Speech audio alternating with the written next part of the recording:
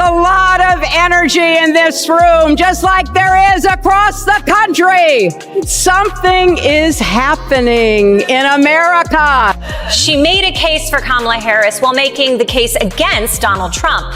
Although there was one moment where she also So Desi Lydic got fed up with all that political fancy talk and went straight for Hillary Clinton, and girl, it was wild. She didn't just throw shade, she blocked the whole sun, and everyone watching was like, wow, this is not your normal chat, this is drama, and you won't believe who stood by her side. Well, looks like the lock them up-y has become the lock them up-er. Look at that smile. That's the smile of a woman going, I get it now. Okay, listen up. You better tap that like and subscribe real quick because things are about to get crazy. Like, think of a fearless comedian stepping up with just her mic, facing a political powerhouse who's been dancing around scandals and questions for years like it's her favorite game. Donald Trump fell asleep at his own trial, and when he woke up, he made his own kind of history. The first person to run for president with 34 felonies. So guess what happens when the queen of dodging finally meets someone who won't let her escape? And when Desi Lydic turned that sharp, funny light on Hillary Clinton, oh, it wasn't soft at all. It was a full roast with extra sass and a sprinkle of girl power shade. I thought Hillary's whole speech was very moving. In fact, she killed it, although it will be ruled a suicide. On the other hand, over in the right-wing media world, they had a major complaint. Hillary Clinton, she's the most joyless person I think was ever walked on this. It started all fun and games with Desi cracking her usual sharp jokes, but the moment Hillary's name popped up, the vibe changed fast and Desi turned serious with that sharp, funny fire that hits right where it hurts. And Donald never tells you what he would do.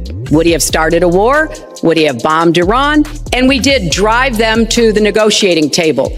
And my successor, John Kerry, and President Obama got a deal that put a lid on Iran's nuclear program. People were already buzzing online and the crowd could feel something big coming, and somewhere in Chappaqua you just know a phone started shaking in panic because when Desi Lydic goes in, she doesn't hit. She explodes with a funny bomb that lands with a grin. You're not a big fan of Hillary's, are you? No, I don't like Why Hillary. don't you like Hillary? I don't like her anymore. Well, because I think she's the most corrupt person that we've ever had in the White House.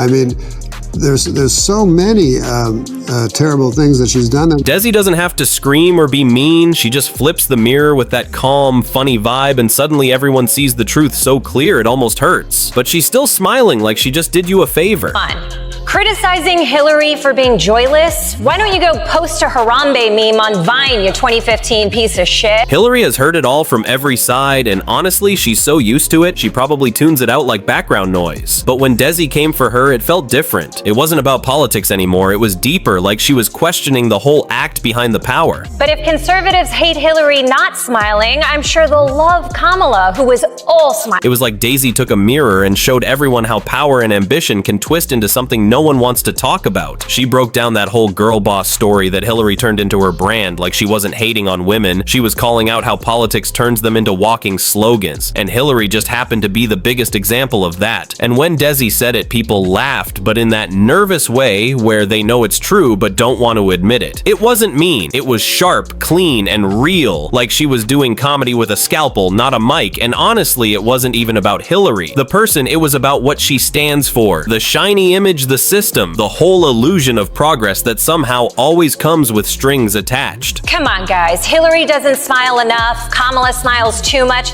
You know what? You don't get an opinion on this, okay? You get to control one hole on women's bodies, not two, and you picked one already.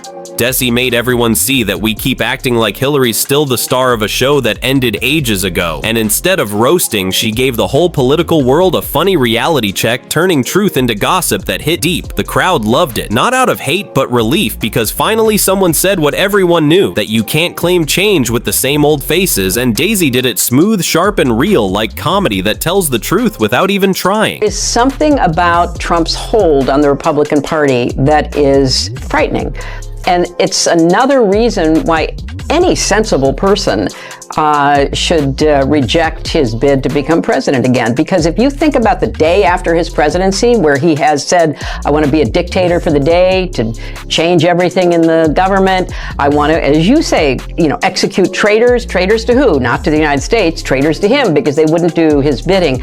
On and on. People started cracking up, and then it hit them. They were laughing at something real, and before you know it, Twitter lost its mind, half calling Daisy the queen of truth, and the rest calling her a traitor. But she wasn't hating on Hillary. She was just saying, no one is too high up for a little honesty. That's what real comedy does. It makes you giggle, then think a little deeper, and Desi nailed it, mixing laughs with truth like a pro. And honestly, she showed you can cheer for Hillary's wins, but still admit maybe it's time to move on. Hillary Clinton is, I imagine to be a very bright woman without the courage of her convictions, because I'm not even sure what they... Let's be real, when a comedian like Desi calls out Hillary, it hits way harder than any rival ever could, because jokes stick longer than speeches, and Desi didn't clown her for losing. She went after the idea that losing her meant the country lost something huge. She flipped the whole story and said, maybe real progress isn't about who gets the throne, but if we even need one and the crowd could feel it like a political reset wrapped in laughter. Then came the chaos. Hillary fans melting down online, writing essays about bias, while the usual critics suddenly praised Desi like she was their new favorite, and it was wild because for once everyone laughed together, but for totally different reasons, and Desi ended up showing how the real joke is on all of us for turning politicians into idols instead of people.